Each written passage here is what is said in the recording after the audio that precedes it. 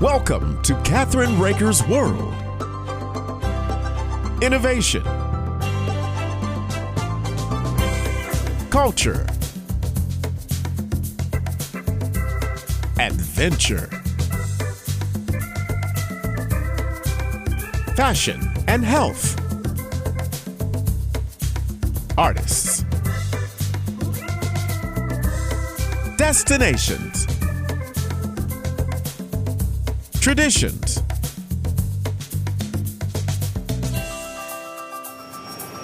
This is Kathryn Raaker's World.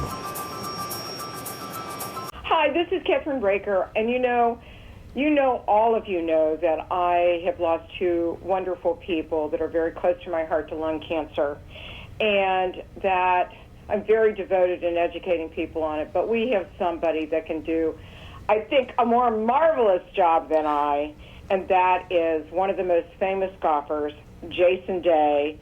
And Jason is one of the most dominant players of his generation, and Jason has notched 12 career PGA Tour victories, including a major title at the 2015 PGA Championship.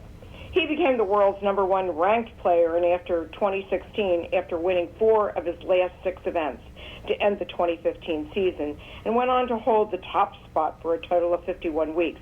Jason recorded 2 PGA Tour wins in 2017 and 2018, winning the Wells Fargo Championship and the Farmers Insurance Open. He continues to contend in nearly every tournament he plays, evidenced by top 25 finishes in the 16 of his 20 starts last season. 12 career PGA victories, wow. And our second guest is Dr. Nicholas Rohs, who is a board-certified medical oncologist who specializes in the treatment of lung cancer and other thoracic malignancies. He is an assistant professor of medicine in the Davidson of Hematology and Medical Oncology at Mount Sinai Hospital. I want to welcome you both, and I am very excited to meet both of you someday. That would be really wonderful. And I want to say that Jason, the PGA golfer, almost gave up the sports after learning about his mom's lung cancer diagnosis. But after getting a second opinion and learning more about the disease, Jason's outlook changed. He's now focused on helping his mom on her lung cancer journey and wants to share his story to help raise awareness about what we need to know about complete lung cancer diagnosis. I am so honored, Jason and Dr. Rohs, in having you on my show. Thank you. It's great to be here. Thank you. I got to tell you, being married to a golfer is really a lot of fun. So I get to watch the PGA tournaments and everything all the time. But I understand what you must have gone through. Yeah. When did you find out about your mom's diagnosis, Jason? Yeah, so I found out about my mom's diagnosis in 2017. It was a couple of years ago. It was hard to understand, and you obviously know exactly what I was going through at the time. It's very emotional, trying time. I remember crying in the kitchen to my wife about it. My wife talked to me, and we decided to bring her closer to us. We needed her around. We wanted to make sure that we were trying to take care of her as best as we could. We ended up finding her a great team of doctors here in Ohio, at the James, and it's been a kind of an amazing journey from where she started to where she is now. But her going through the surgery, then the cancer coming back in 3 different spots, and then we went to biomarker testing, and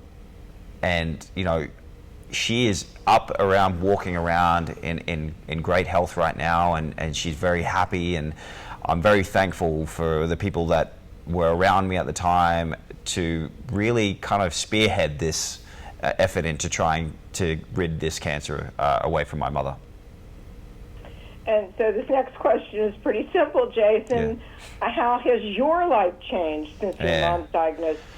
Well, now I know why you are working to raise awareness. Yes, and that's why we're here today, is obviously to talk about lung cancer and trying to raise awareness for that, and being able to, get tested is crucial. But my life has changed a lot. Over the years, it's it's kind of been up and down because at the start I was very emotional. Then we had the surgery, and then everything's great, and then all of a sudden the cancer comes back, and then it goes back to being very emotional again, and knowing, okay, well, how long does my mum have to live? We just went through this, Jason, with my brother-in-law. Yes, total remission, and it came back. And that's the hard part about cancer. It doesn't discriminate. It happens to all sorts of people, young and old, different races.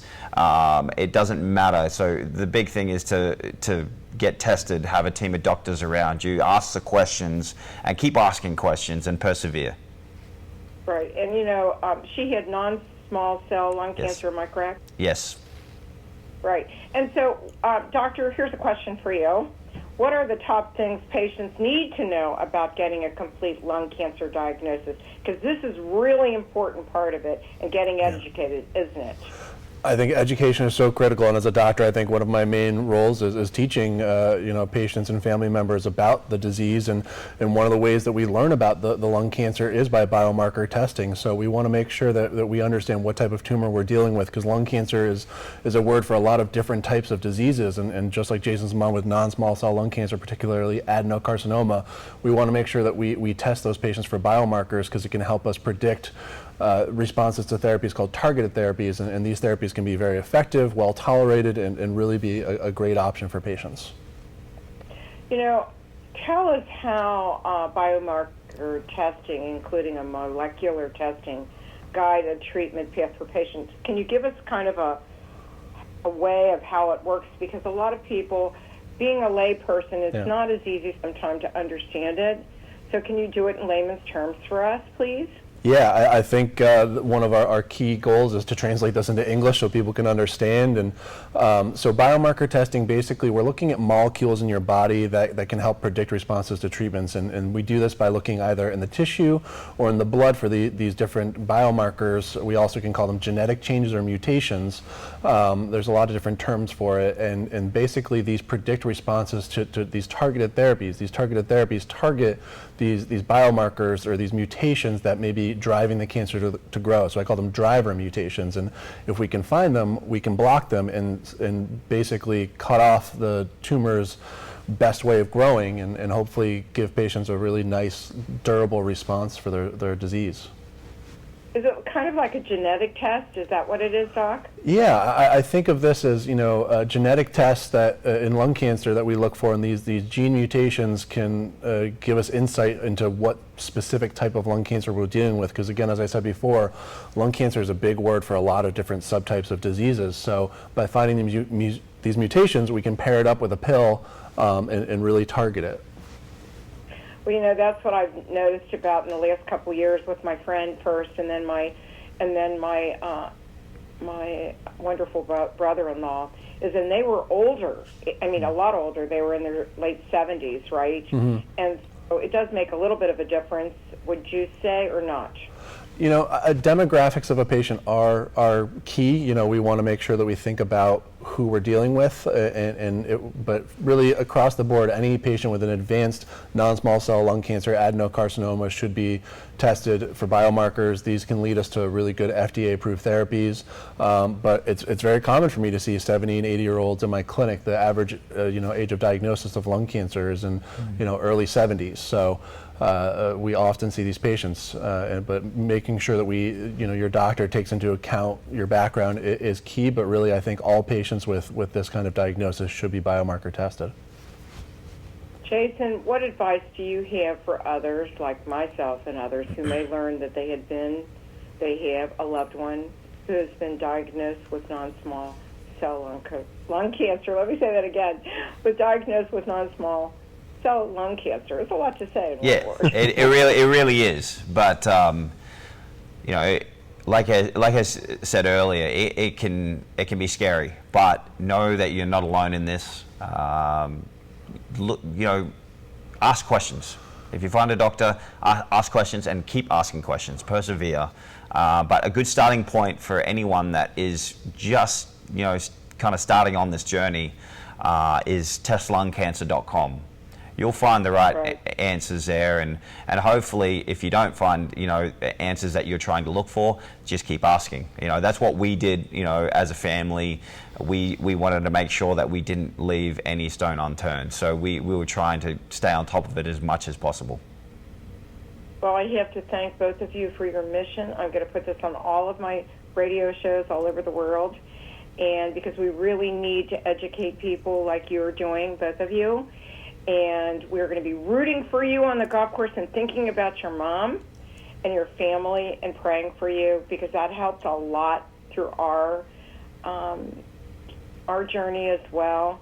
And having a positive attitude and getting everybody educated so that you know how to work with that person. Am I right, doctor? Absolutely. Just like Jason and his family, we got to make sure that we're advocating for our patients and asking all the questions to make sure that we can do the best for our patients and get the word out there so everybody's aware that this is really critical in your care. It is. And thank you so very much for honoring me with coming on to our Let's Just Talk radio show. And someday in the future, I'd love to do a television show with you, which this is, and we'll make it also a radio show as well. I can't thank you enough for joining me today on Kathryn Raaker's Let's Just Talk, and also Kathryn Raaker's World. Thank you again. Thank you. Thanks so much.